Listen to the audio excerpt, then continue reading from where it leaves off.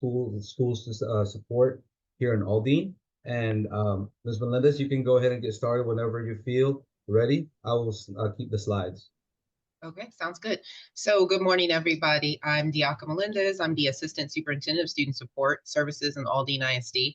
And so it is our pleasure today to talk to you all as colleagues in a very transparent and realistic way about how we've been able to take a very large urban district located in Houston and increase our average daily attendance by over 1% the first year, and then we're on our way to another 0.5% this year, which is the equivalent of about $6 million back in funding for our state. And so we're going to talk to you today about some of the things that we've put in place, how we've utilized RAWE, but more importantly, how we have been able to make connections at the campus level that transfers over to the student level and to get the kids to actually come to school, because that's why you're here today, is to figure out how do I get them to actually come to school. So you can go ahead and transition, Mr. Graham-Patan.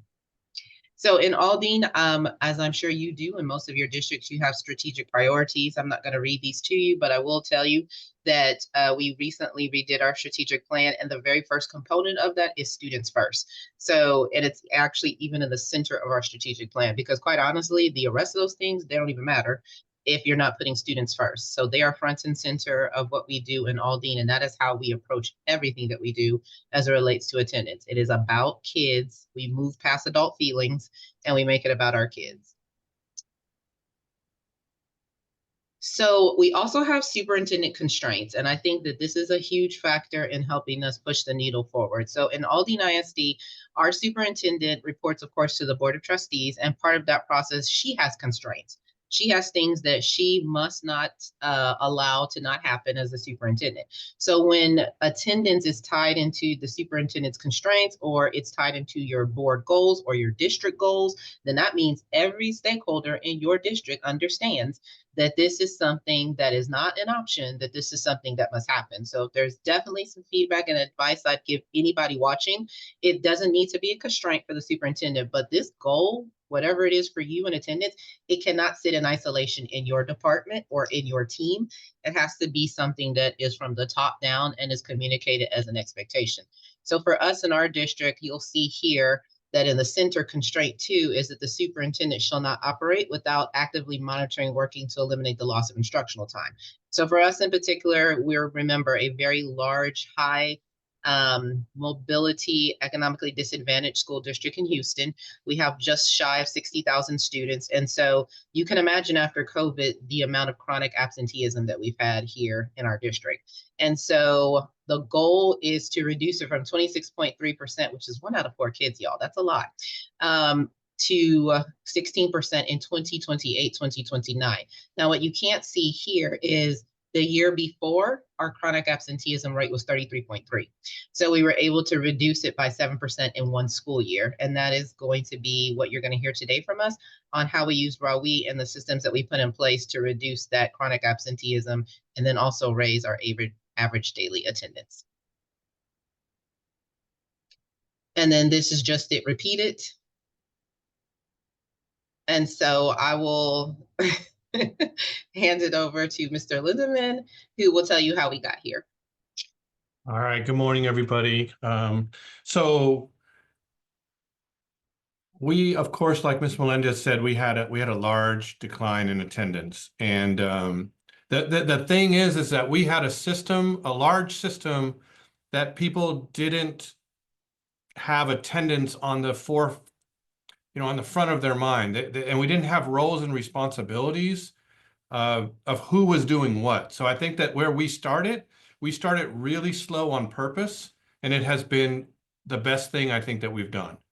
We started just defining, because you know how every school that you work with, they all define their own roles and kind of how they fit in, and they're kind of like isolated pieces out there. So what we did was, this is what we need from everybody, and we clearly defined it, and we took time to go slow so that now we're going fast, and it's our graph of our data is all like this. It's not up and down. It is really consistent, and we're improving things. And you know, it's even from our youngest children on, attendance was an issue. So you can go ahead, Paul.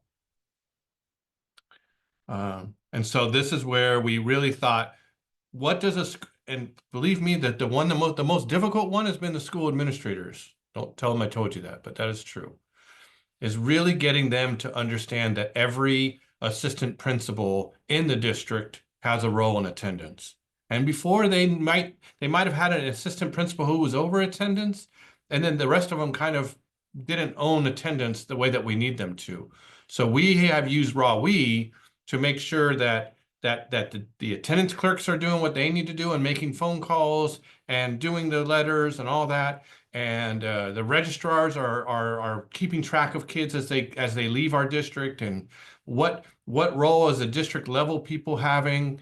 And it has been the most valuable thing that we have done is to take time and clearly define what each person's role is. But not only that, Ms. Melendez and our team meets weekly we have RAWE. The tool, how RAWE helps us is it's a tool that we can use to monitor whether attendance contracts are getting done or whether they're monitoring their attendance contracts. So that's been very helpful. Go ahead, Paul. And so like Ms. Melendez said earlier, we had a 1% goal last year. We ended at 1.4%. And then this year, our goal is 0.5% as a district. And so we've made significant progress. And before January, we were almost at another 1%. But I know a lot of you, like us, have had since January some students who maybe not coming to school as much. We've kind of rebounded from that, but we definitely hit a little snag in January. Okay, go ahead, Paul.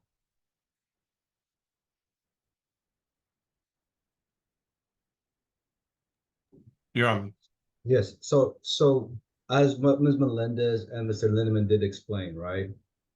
We had to work, we had to move slow. We had to present this to the school in a format where how is the work that we are working on gonna benefit them?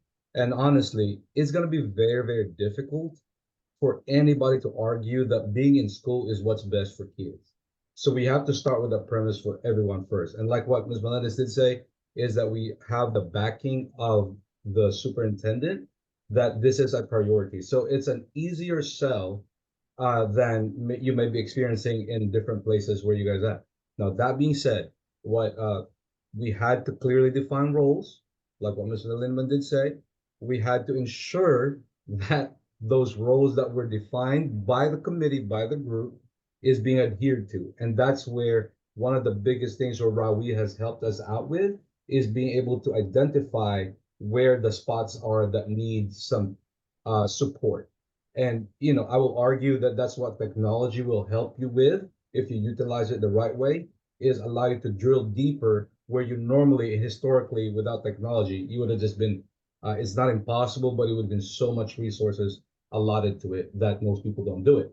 So one of the many things that we were doing or we are doing to monitor our attendance is we obviously what we have is applied pressure and accountability, right?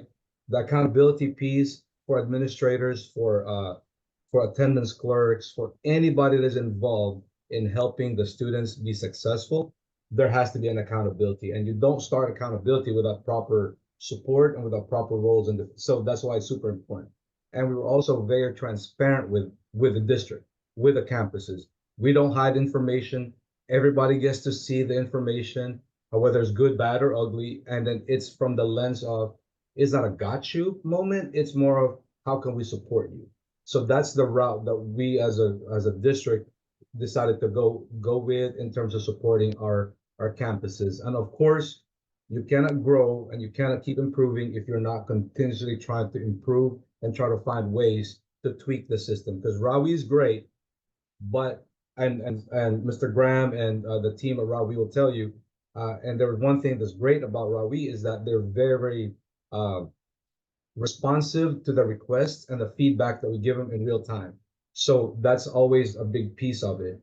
So how do we go about doing that? On top of what RAWE gives is every week what Mr. Lindeman alluded to earlier, that we have Ms. Melendez, myself, and Mr. Lindeman do meet every week.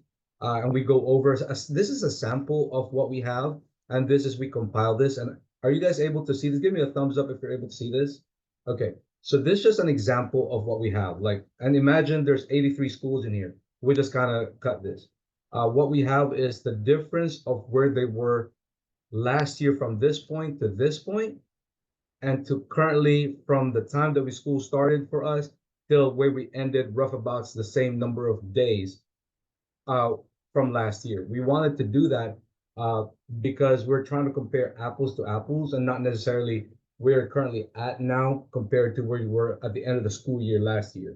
Because we do know that sometimes there's a dip, there's an increase, and it does not give you a true picture of where you currently are at that moment. So every week, it's 8 o'clock in the morning, like clockwork, this goes out. Ms. Melinda sends this out. We vet it out earlier than that. And she sends it out to the principals, and then the principals get information for this. Assistant superintendents get this. And then from there, Mr. Lindeman sends it to all the assistant principals in the district. So they all see this. What we added this year was the difference, the increase or decrease from where they were last week. Because as I previously explained to our team members, is that this is a historical information that you have right here, but this is how you are currently doing and your trend is. So if you notice that this particular school, yes, they might be behind from where they were last year at this time, but you can see that the strategies, that interventions they're working on right now could potentially be showing some gains because they're in the green on the previous week that they have ADA on. And if you stack that up every week, this comes out every week. So for now, we're at week 29 now. So, the campuses can see the trend that they're doing. And by the way, this is also in Rawi. You can look at this in Rawi too.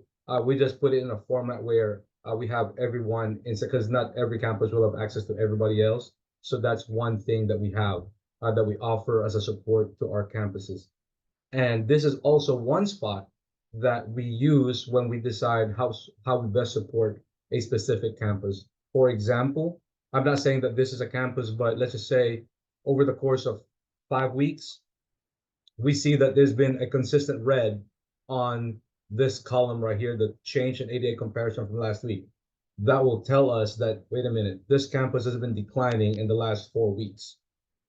My team, our DRS, our dropout recovery specialist, myself, we get together and say, hey, let's reach out to this campus. How can we support them?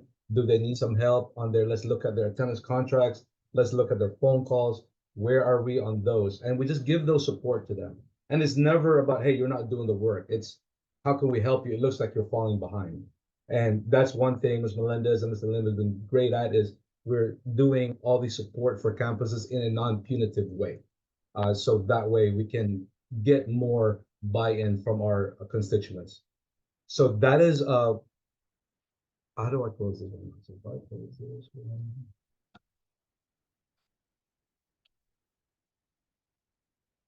So then when you have, that's one piece, right? Then obviously the Rawi intervention is there. What this is again, a snippet of the campuses that we have and the number of phone calls outstanding for that week for them. So perfect attendant, perfect example would be this campus is great, and they're meaning they don't have any outstanding phone calls for that week, and then they may not have 9 unmarked, not completed contracts. So we send this thing out to everybody every Monday. So the principals are aware, wait a minute, my campus is not doing what they're supposed to. I have a person that's supposed to be over this. Let me check with them and where we're at. So it's just an awareness piece for the campuses with a more detailed support. Ms. Melendez or Mr. Lindeman, do you have anything to add on to that? Yes, that just that, when we go back to the roles and responsibilities, like the phone calls, we've clearly told the attendance clerks that you need to do the daily phone calls. And we don't just tell people, but we have a way to monitor it. And we've told the assistant principals what, we've explained and taught them and showed them and supported them. But we also have a way of saying, well, wait a minute, something's not happening here, or you're not doing. And so when we look at this every week, it's really valuable information. Hey, Paul and Todd, we have a quick question from a viewer, from Emily I'm sorry, Emilio Ortega. Does the tool allow you to segment classify students in order to better intervene or support students? For example, flagging students with unverified absences compared to students with excused absences are students who have multiple semester truant. So, hold on, give me a second. We lost you am for I- a second. am I There you go. speaking? So let me clarify, Mr. Graham, is he asking, do we know whether is this information excused or unexcused absence? Is that one of the questions? He said, I mean the high percentage of absences unverified or excused. So this information that we share with the campuses are all what Rawi gives us, which is the trigger points for our interventions, right? Which means therefore it's the unexcused absences. Yet, but to answer his questions, we also have we use Decision Ed, and I'm learning to work with Salim and Assad right now, how to utilize the excused absences also in Rawi to identify exactly that. Is that what about those that are part of, they keep getting excused absences, so therefore they technically are still going to be truant at the end, but they're not being hit by Rawi. So we do a combination of different, for this point, for lack of a better word, Emilio, is that we're utilizing two systems right now to achieve that. But yes, we do have that. Yeah. Did that answer the question? I believe so. Thank you. Thank you, Paul. And and so with this, right, and then obviously the one that Rawi doesn't have for us, but we're working on our own, is we also monitor those students that are leaving the district, that are, when the parent says, hey, I want to go move to Timbuktu, Texas, right, and then they have to leave. We also track those kids because many times they disappear, and that's how they become dropouts for us the next year. So we have to ensure we're monitoring those, because we're not only addressing truancy within our area, we're also addressing dropout rates and the 98. If you're familiar with it, the 98. So this is also how we're doing it. For It's like an overall encompassing system that we're running, right? But again, we use data. We don't use feelings, and Ms. Melendez, myself, and Mr. Linda always say, okay, let's talk about this. And we have some feelings. And we always go back to, what does the data say? Let's pull Rawi, let's pull Decision Ed, let's pull this, and what is information we have for those. And we just basically, like what Ms. Melendez did allude to the very beginning of this, is that by doing all this, right, the campuses, because they are aware that there is some accountability, they are aware that they're seeing some benefits. It's changing the awareness and culture of the school. It really does. From what Mr. Lindeman said, when nobody really talked about attendance before, trust me, you can walk to 80 campuses in Aldine right now, and everyone will tell you what Rawi looks like, where they can find it, what attendance looks like, and how to do all these things, because we have embedded that as part of the process that they do on a daily basis. So, and like everybody Hey, has Paul, access to their own before you Rawi move here. on, can you just Yes? quickly share the campus visits and support part of this? Yes. So why do you guys do that really quick? Campus visits and support. So once we have the weekly ADA reports and the Rawi intervention, and then really those two, right? And then their goals. We do what we have, we tier the campuses. We have a campus tiering formula that we use built in with us, that we have which campuses are being tiered. And then once we have that, then we can determine who are those that need more focus and more support. And we actually schedule a meeting with them and help them target even a deeper dive on those kids. And that, Millie, that may answer your question. We go to the campuses and actually say, these are the group of kids that are falling into this category right now. We know you can't handle all of these kids because there might be 200 of them, but let's hammer down on focus on this group, and let's monitor them weekly. And I meet with them every week to do a follow-up, just to talk about how are they doing with the interventions they're working on. And we celebrate, like what we always say is that Ms. Melendez would, with the end of the meeting all the time, is say, hey, send us a list of $200 worth of goodies you guys want to use as a positive reinforcement for your kiddos that you guys will target to get your grades up. And that will be on the next slide, I believe. What are the things that we use in order to celebrate our successes? So Paul, we have a great question, Paul and Todd, from Siobhan Leeds. In regard to contacting families about attendance, you mentioned phone calls, but what about families that don't have a phone? Are there any other methods you use for certain families? Yes. Yes. So the way we obviously we think of it this way, we're at 60,000, near 60,000. We can't get to everyone, right? With the sheer numbers. So phone calls are our first filter. Okay, think of it as a filter. And then if we are not successful with that filter, we do our DRS has, as long as the campuses have put in all the proper steps that they are taking, which we have defined for them, what those are, they have the ability to do a home visit request for our DRS. Our district is blessed with 5 DRS, dropout recovery specialists, that deals with absences and attendance and truancy. And all the other things is that they actually request to us, I've done X, Y, and Z. Here's my evidence. I've done X, Y, and Z. I need you guys to visit this group, this kiddo, because I'm kind of concerned they haven't been here. So we do have that, and they do a home visit. But lately, and I'm glad that, so our system asks us, the way it does is, and Ravi also does a pretty good job of it, it'll tell you whether it's a cell phone or a landline, which I haven't seen any landline, to be honest with you, lately. It's always been a cell phone. And so when they can't get a hold of them, yes, we do a home visit for them. And that home visit goes 2 ways, right? Sometimes when they do a home visit on their known address, then we find out that the student has already moved. They moved out of, a neighbor will tell us they already moved back to Honduras. They already moved back to, they moved to a different state. So then we can follow up and take a different action on how we can go about that piece. And we have also part of our system that we built on our office is that how do we address that group when it becomes that? So we do have those. Does that answer, Mr. Graham? And text I believe messages so. have helped too, Yeah, phone there's calls, sometimes not reaching them by phone, like they might not answer our call. So we can do a text message, and that's proven about 35% success rate. So it lowers the numbers. awesome. We have 2 other great questions. The first question is, would you please repeat the comment about the $200 incentives? I missed it, from Heidi Durst. $200. So Oh, yeah. yeah, Miss Melendez can speak to that. Yeah. Yeah. So sometimes what will happen is that we'll partner with a campus that's struggling. And then I'll utilize funds out of my budget, not $200. I don't know where Mr. Crampton got $200 from. I guess he was feeling very generous in his soul.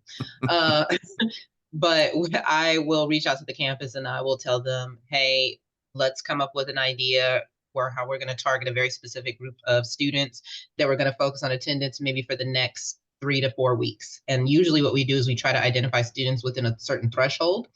So say, for example, kids who have somewhere between 65% attendance and 75% attendance. It may be that we target that group for those 3 to 4 weeks. And so I will sponsor for the campus anywhere from $50 to $100 where they can create a Sam's Club cart or as Amazon cart where they can buy treats and snacks, little things that they can give to the kids. I don't do that often. So definitely if you're a district that is hard pressed for funding, I don't want to make it seem like that I'm doing that every week. That's usually when we've identified a campus that's probably tier 3. And we're trying to figure out how to put an incentive plan in place. And that's something that my office works with. So Go ahead, Graham. Go ahead, Mr. Lindeman. That's all right. I was going to say also, like, Paul will make fun of me, but I'm a visual person. So when we look at targeting these supports for the campus, we get a lot of people who get stuck in the red, right? The red students are so difficult. We all have them, and we're always going to have them. And we have to go to their homes, and we have to do that, and we have to deal with all that. But where we found the most success in moving our ADA percentage is when we focus on that yellow group. Because to be honest, it's just out of whack. The green group should be much higher, and our yellow group was like if you have a triangle, like that PBS or whatever, you have the triangle and you have that top red, you all have that. Then the middle is the yellow, and then the bottom is the green, which should be like 80% of your school. Well, when the yellow is big, your percentage is messed up. When we've targeted support for campuses and we've identified students, we go to that yellow group and we really put interventions in there and get those kids who are like supposed to be green going back to green, you know, maybe with a phone call to a parent or a parent conference or contract or whatever it is. We found a lot of success doing that. So Awesome, And awesome. piggybacking, I love what Mr. Lemon did say about that. And yes, I do make fun of him about that triangle that is always, but in all honesty, it does work, right? If you're trying to move your numbers, is that from an emotional perspective, we do get that all the time. There's like, I'm sick and tired of, you know, addressing the same group of kids. I'm putting in 90% of my time on the 5% that I'm getting like maybe a 0.5% results with, as opposed to focusing on the 30-40%, and then you put your time there, you're getting more bang for your buck. So that's actually a very good point Mr. Lindman did say, is that, you know, utilize your priorities, reprioritization of your graph, so to speak, that's probably a better way of, you know, addressing that. The second question we have is very simple. Would you share your tiering formula from Chanel Cole? So maybe we can send that out at the end. Maybe you can share it with Janie and we can send that out as well. So that'd be great. Yes, so yeah, it's a little bit, yes, so I can do that. Reach out to me. You know, we can talk it through how we came up with that. Yes, Put your email in the chat if you don't mind, Paul, for them to be able to reach out to you, and make sure you click everyone. So that's all for the questions. Just please continue. tiering, just to piggyback off that one, tiering campuses, I think, has been one of another one of our really effective strategies. We give support throughout the year. We re-tier them throughout the year, and campuses know what tier they're on, and we want everybody to be at tier 1. So if they're tier 2, we're giving support. Paul's meeting with them every week. He meets with those campuses virtually and supports them so on the growth path. And tier 3 campuses have other supports built in that are a little bit more, you know, supportive, let's say. So that's the Rawi piece. We just want, that was the, you see that, Mr. Brown and Mr. Wilson? That's a shameless plug in yours when we were doing the presentation. Thank you very much. That's what we had to put in there. So, you know, then remember earlier we did say, what are the strategies we did, right? We incentivize, Ms. Melendez can speak to this. This may have been where my mind was going through with the $200 one, the incentivizing attendance, you know, friendly campus competitions. And, you know, once you have a culture of attendance in your campus, they start becoming this, you know, 5th graders are competing against 4th graders. And that's where the incentives and rewards come in. And like I said all the time, it does not always have to be monetary. It does not always have to be food. You'll be surprised, even at a 9th grade campus. And I had one of the attendance coordinators reach out to me and say, Mr. Carranco, this is crazy. I said, what's crazy?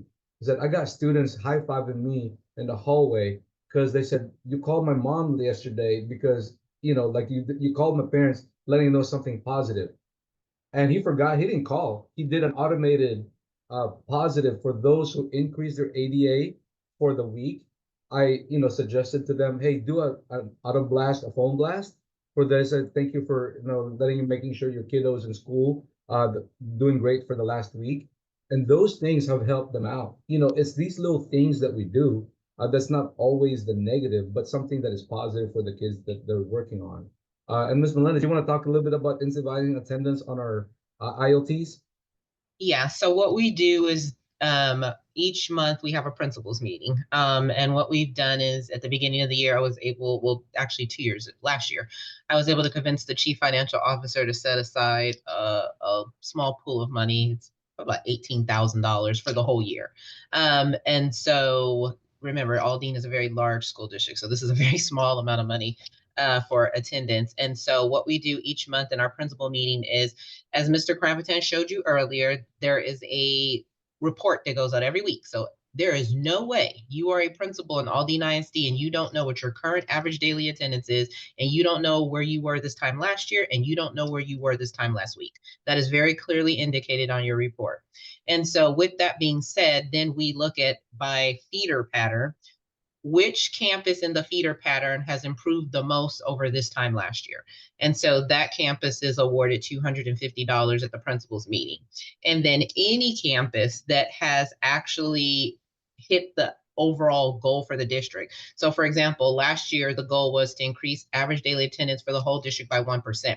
So any campus during that month that increased by more than 1%, they went into a drawing. So we didn't give every campus that increased 1%, $250, but then we randomly selected a campus out of there so that they could also win $250. So we give away about $700, $750 a month in this attendance incentive. And it really, really works very well because they're able to take that money and then do celebrations on their campus. It goes back into the principal's discretionary fund. And more importantly, they really just like it for bragging rights to see. But it puts people on blast too. And one of the common themes you'll hear us say over and over and over again is we're going to make information very clear and very transparent. And then by making things very clear and transparent, then we're going to offer you the support in order to be able to execute your job as an administrator. And then from there, we're going to hold you accountable. So it's a 3-tiered approach. It's being very consistent and having systems in place, giving you the support that you need when we don't see things going the way that they need to be, celebrating what needs to be celebrated when we do see things going the way they need to be going, and then offering that accountability. And I believe that that has made all of the difference and why we're able to move our ADA so fast and so quick. And if our focus, our growth has been what Ms. Melinda said, $6 million we've brought back to the district. So if we're using a little bit of money for incentives, it's going an awful long way. So yeah, they're going to give you 20. If you give your district back $6 million, they will give you back $18,000.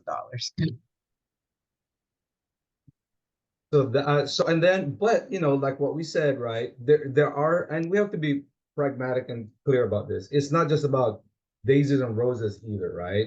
We do celebrate with those that we celebrate. However, we also are prepared to go there if we have to go there. And there means, we have to take you to court, we will take you to court. That is always what we always say, that is our option of last resort. We want to work with parents, we want to work with the students, and we don't just go all the way out to the courts either. We're fortunate here in Harris County that Triad is part of our offering that we have here that we're utilizing, that if they meet a certain threshold, we recommend it to Triad. Triad, in case you don't know, that if you're in Harris County, you should know what Triad is. If you're not, research it out. If you know what offers they've got.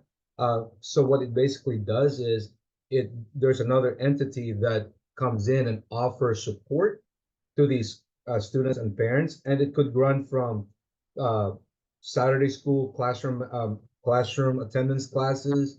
They do a lot of gambit of information that they've got. And then if they get into that piece, then what we do is we work with them.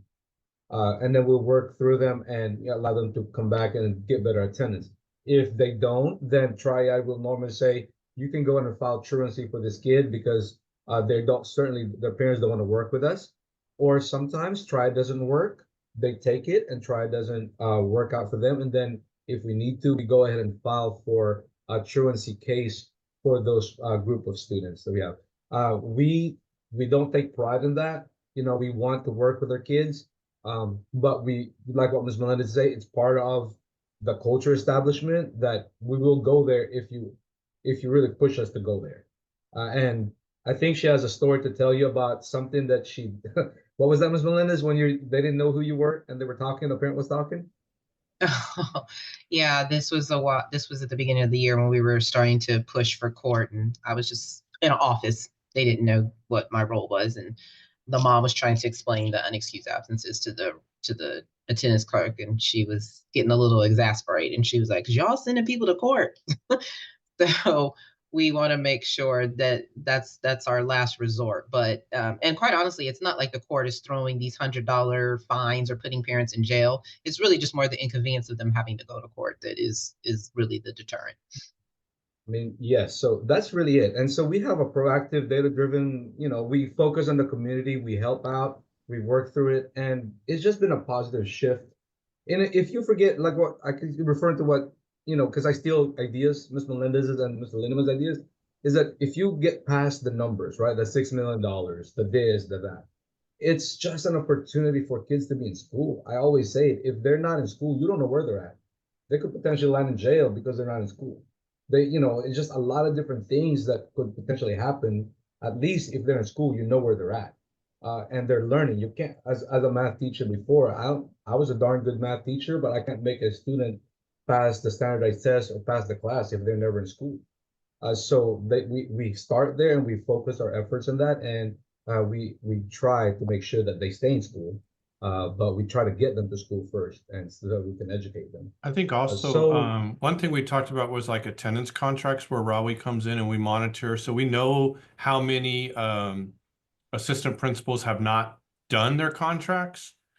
But the most important thing is because we have principals that say, well, I give a piece of paper, I have a student sign it and have a parent sign it, and it does nothing. And I always say, like, you're absolutely right. If you just give a piece of paper and you only do a contract, all of you out there that work on attendance know that's not effective. What I really like about this system and what we're doing and holding people accountable to is that, yeah, you can give them a contract, but then you have to do the monitoring piece. If you do that really well, then you're going to have kids who are knowing those are the yellow kids that you wake up and you say, I'm monitoring you and I'm keeping track of you and I'm calling your parents and I'm emailing them and every week I'm checking in with you. Those kids go back to green when you shake their world up a little bit. And that's where the monitoring is effective. and that is, Mr. Lynn is right. And funny story with that was that I was talking to Assad and Salim before about that. I said, man, won't it be nice if we can find out if how many kids have been absent, once they're absent. And they say, we have that already. It's here. I was like, great, Rawi already has that feature. So we just utilize that. It's the attendance contract monitoring piece for you guys. And so it's there already. Again, it's there for you to utilize if you're not familiar with it yet or you haven't seen it. So again, this is just what we had, because remember, this is a presentation from achievements we had, and we don't like to brag about it, but we do show it, so that way hopefully as a place where people can see that it's possible, it can be done. It's a lot of work, but if you go from the lens of it's what's best for the kids, then it's easier to lift a heavier lift if you look at it from that lens. Ms. Melendez?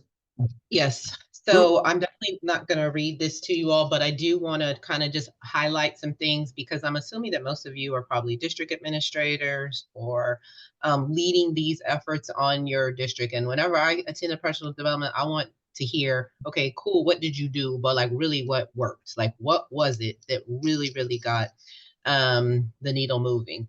And so I will say off top that utilizing Rawi, there's no way we would have the manpower to be expecting an attendance clerk to be sitting in the office running a report every time a kid gets to 3 absences and then 6 absences and then 9 absences and then keeping all of that up manually. And so having Rawi definitely was a game changer, because it just automates things. In our district, if you get 3 absences, you're automatically getting a letter. When you hit 6 absences in elementary school, you're going on an attendance contract.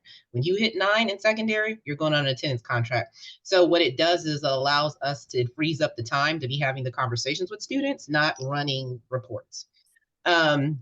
One of the things also too is just that weekly email. That email that I send out at 8 o'clock on Monday morning that has the weekly ADA, it's there. Everyone in the entire district sees it. So it's not like it just goes to the principals, it goes to the assistant principals, it goes to the assistant supes, the chiefs, the superintendent. So everybody knows at all times where they stand.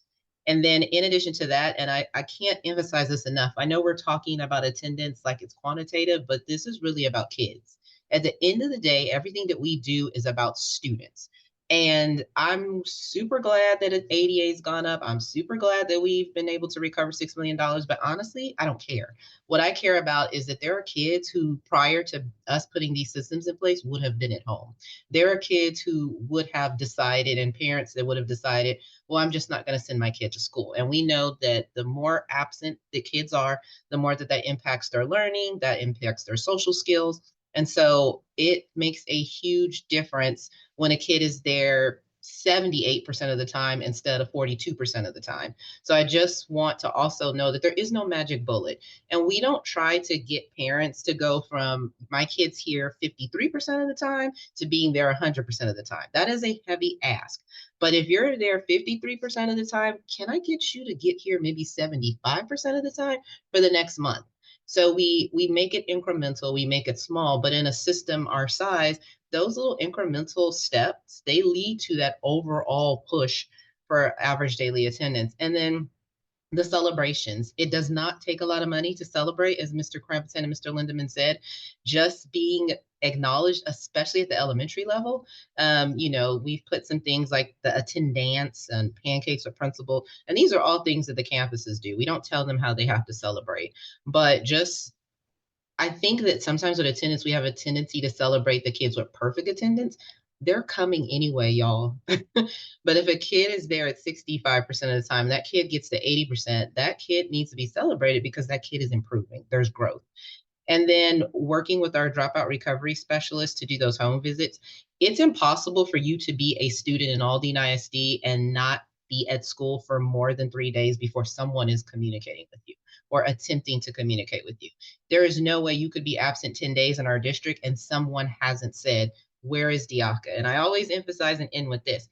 If you as a campus administrator or a district administrator missed 10 days of work, somebody would be looking for you. Somebody would notice. So you have to have systems in place that do that for kids. If I'm a kid and I've missed 10 days of school and no one from the district, the campus has picked up the telephone, sent a letter, sent an email, and gone to check on where I am, think about the message that that sends to that parent and to that student that, yeah, I'm a student, but no one is even looking for me. And that is a shift in the culture of our district for the last 2 years, because prior to 2 years ago, that happened. No one looked for the kids. They were just absent. And so now we have plans in place that we don't allow that to take place. It doesn't mean that all the kids come to school. Our average daily attendance is still in the upper low 90s, which, overall isn't phenomenal, but for our district, it's such a huge improvement in such a short amount of time. So those are the things that we're doing, and we hope that you're able to take some of this. We're more than willing to share what we have and our pain points and just work with you all to improve your attendance. For us, Ms. Wilson and Ms. Graham, most of you guys have been asking questions. That's great. If you have any more questions, feel free to ask if the time permits for us. But if not, our presentation is over. Hopefully, you guys learn from it. Awesome. Get something out of it. Awesome. We'll watch here just for another 60 seconds for questions. We got a lot of thank yous, and we seem to answer a lot of the questions during the presentation. Thank you for your time. There's a lot of people that really learned a lot from your short time with us. So I'll turn it back over to Janie, and then I'll watch for any questions. When you reply, also just make sure the everyone button is pushed so that way it goes back to everybody that you reply to. So Janie, you're up. Awesome. Thank you so much. A lot of great comments, a lot of great interactivity flowing through the chat. That's what we want. Really appreciate that. So, and thank you for taking the time to share. We'll look forward to more from you soon. And for everybody else, we are going to be setting up a blog that opens this conversation about this presentation, as well as a case study.